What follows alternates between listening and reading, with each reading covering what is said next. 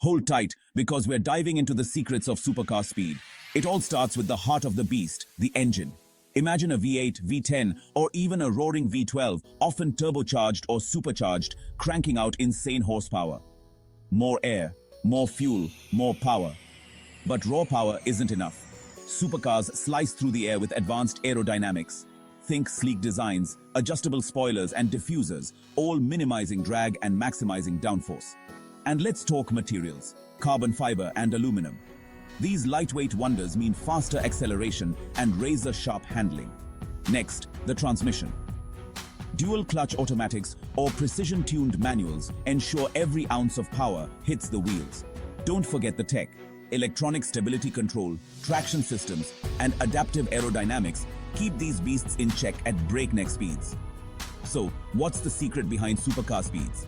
It's a perfect blend of power, aerodynamics, lightweight materials, top-notch transmission, and cutting-edge tech. That's what makes these machines the pinnacle of automotive engineering.